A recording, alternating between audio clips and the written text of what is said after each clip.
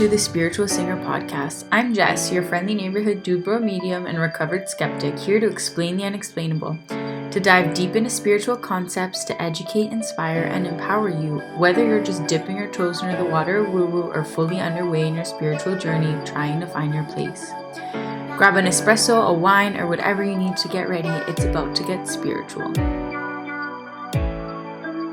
Today we're going to be talking all about new moon rituals. What are they? Why would you do one? How do you do it? Do you really have to? And everything in between. The good news is it's a lot easier than you think. Let's figure out how to use these to get to your highest and best. Let's get started. What is a new moon ritual? Just like with the full moon, just like with anything in spirituality, some people believe that the new moon can invoke low energy, pull a recluse, and some people believe this is all bullshit. I personally stand somewhere in the middle.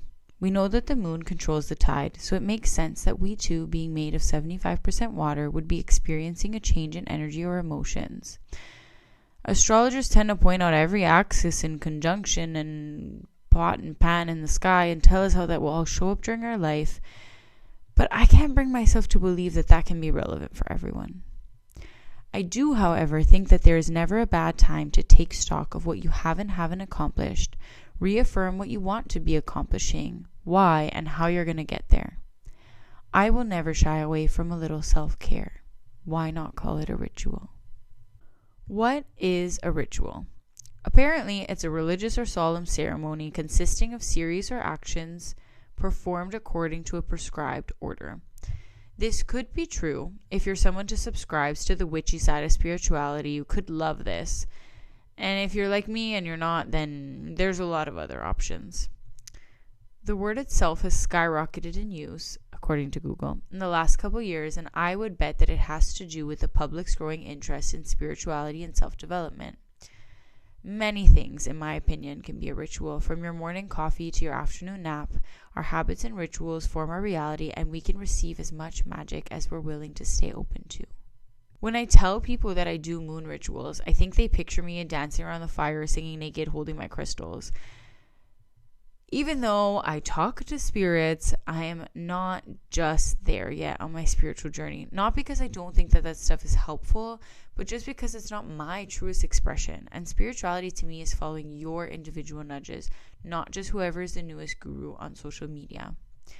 I think of a ritual as more of an action, coming from or forming a convention or habit. And when we do it at a certain time, like during the full moon, we're choosing to acknowledge that the energy and make use of it to better our lives in some way, which is really my whole deal with spirituality. It's really what I believe that it's here for, because if not to better our lives, then for what? When the moon is new, it's located between the earth and the sun. In other words, the moon is in line with the sun, and the sun and the earth are on opposite sides of the moon. During a new moon, we see the side of the moon that is not being illuminated by the sun, which makes the moon blend in with the dark night sky. This is funny to me because I always just thought about the new moon as like not being there, and what a metaphor for so many beautiful things in life, even just like spirituality. We're seeing the other side of the moon. It's not that it's disappeared. It's not that it's gone to bed. It's not that it's not there anymore. It makes me think of, our shadows, our healing. They're still there even when we're not looking at them. It makes me think about spirituality in general. Source is still there and still loving us and still providing us with energy even when we can't see it or feel it. I don't know. I'll have to sit with that one and journal on it. Maybe you will too. The new moon marks the beginning of a lunar cycle.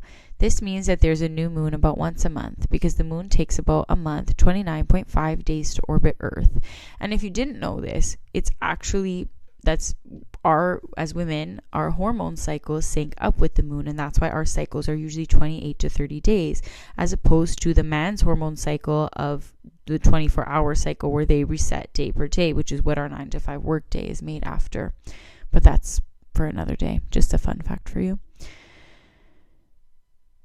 Anyways, just like we see the moon the opposite of when it's full, so we're seeing the dark side, so it's as if it's not there.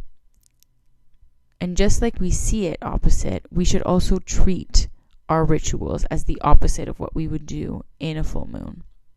If you listen to the Full Moon Ritual podcast, you know that the full moon is all about ending of cycles, taking stock of all you have and haven't accomplished, and thinking about what you would like to invite in. And with the new moon, it is time to make that invitation, to plant the seeds you would like to sow by the next full moon. I like on new moons to dream big, to manifest without fear. Because, as much as I said that it's the opposite, I'm teaching you guys what was taught to me. But, when I think about even like the death card in tarot, I don't take that ever as a bad thing, because every ending is a new beginning. And why would I want to hold on to something in my life that is not serving me anymore? But if we're trying to harness the new moon energy, obviously, you know me, I'm going to just tell you whatever feels good. And that is what I think you should do. And that is what I do. And not every new and full moon, I have 4 hours to do something big and elaborate. But just like I use the full moon to release in the form of, usually I journal and I burn, or I do some kind of letting go ceremony. I take the time during the new moon to dream bigger than I usually allow myself. You could take this more literally and plan like actionable goals. Like if you have 100 followers on your Instagram business page, you could plan by the next moon to make 250. Or you can talk about big life things. I prefer that one. I like to use the magic of the new moon to power my imagination and think about things that I maybe wouldn't even let myself normally dream about. That being said, and keeping in mind that I think that you should do whatever feels best, let's just go through some do's and don'ts of the new moon. So, number 1, set a worthwhile intention. This time is like a supercharge of energy for your manifestations. Why not focus it onto something specific? Not only will they inform the universe of your aspirations, but it'll also keep you focused on what it is you're really after. Which just basically means, like, if you are not buying into all of this juju stuff, we can acknowledge that sitting down and visualizing or writing out our dreams and goals is a great way to bring them to fruition on the 3D planet Earth. What are some ways to do that? Well, one, like I just mentioned, visualization, because actually the body does not know the difference between you visualizing something and doing it when it is paired with a very strong emotional response. And so this is something that is super powerful for us. Another thing that you can do coupled with that, and these are things that you can do every day, but things that are supercharged by the new moon, is something called scripting. Scripting goes hand in hand with the school of thought of the law of attraction, where like what you give your attention to comes to be real. It's where everybody's getting this word manifestation from. We'll talk about that another day. But scripting is when you write about things that you want as if they're already done. So from the Instagram example that I made before, you would write in your journal, like, I have 200 followers in my Instagram account. I am thin. I am beautiful. I am a rich bajillionaire. These are things that I do actually on a daily basis, but especially during the new moon, and I focus them because, like we said, if you want to add the spiritual aspect to it, it means that we are sending an order up into the universe. We are telling the universe what we want. And if you don't want to do that, then you're telling your subconscious mind, this is what I want. You're allowing yourself to have those thoughts, and then your actions will follow suit. Number 2 thing you can do during the new moon is lighting a candle. Lighting a candle on the darkest night of the month is a symbol of our desire for more light in our lives. You can also take this ritual one step further by charging your candle with an intention you wish to manifest during this moon cycle. And if you want to be like extra witchy, if you like this kind of stuff, you can even match the color of the candle to the emotion you're feeling. For example, red would be for love, yellow I believe is happiness or money. You can Google it. It's all there. And white candles can take on any color that you want them to. So you can just visualize that energy for that candle. Hold the candle, summon the feelings of gratitude and love, and ask the universe for exactly what it is that you want. Light the candle and allow it to burn out on its own. You can also put your list of intentions underneath and allow the candle to charge your intentions. That's my own personal thing that I have done a few times, but you guys know me. I am like a minimal kind of person. Like, I've tried it and I liked it, and I am manifesting those things. I'm just not convinced that I would have manifested them any differently had I not lit the candle. But it is a really beautiful way to physically represent what you are spiritually doing. Number 3, begin something new. The new moon is the most fertile day of the lunar cycle each month. If there was a perfect time for initiating anything new, it would certainly be the new moon. Start literally anything. Start a new class, start that side business, apply for the job, ask the person out. Talk about what you're passionate about. Talk about your projects, because you don't know. You could be breathing something into existence. You could be starting that new thing. And sort of in the same vein, 4 is go on a first date. This is a great thing to do during this time. The universe is full of energy and possibility. It's the perfect time to plant the seeds for a new relationship. 5, make a list. So, I don't know. This list, I did research. And so when they say make a list and talk about manifesting, this is sort of part of that for me. And you can manifest in many ways. You can make a vision board, you can make a list, or you can script, as we talked about before. And this can be done in many ways. So scripting, like we talked about, journaling as if it's already done. And this can be done in either like short form, like I am this, I have this much money, I am a millionaire who never has to work more than 5 hours a day.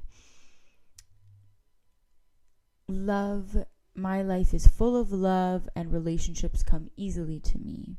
Or you can journal about like, I wake up in the morning, your like ideal life. Like, I wake up in the morning, my partner brings me coffee in bed, I read quietly in bed before I get up to start my day. Whatever it is that you want to be doing, even if you're like sitting on your couch eating pizza in your pajamas, like it doesn't matter. We're talking about what you want to be doing and this ideal, this highest version of yourself.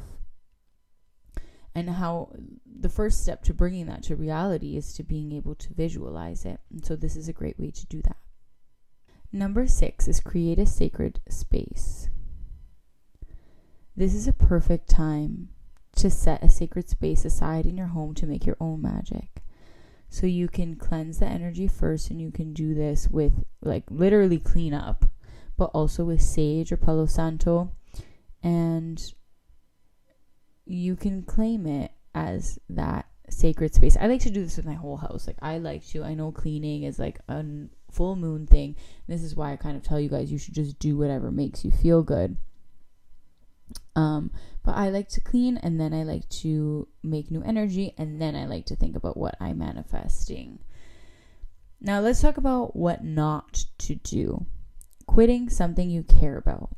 New moon is about creations. Yes, we need to let go of things that no longer serve us, but letting something go in this time period could just be like a waste of all of this good juju that you have building up. And you can hold off 29 days, usually. Unless we're talking about like a abusive relationship or anything of that nature. You know that we do not stand for that. It doesn't matter what time of month it is or what the moon is doing. Second, don't. Avoiding new people. Obviously, we've been talking about all this new stuff. It makes sense that seeing new people, experiencing new things, saying yes, could always be supercharged with fun stuff. Just like number 3, declining unexpected invites.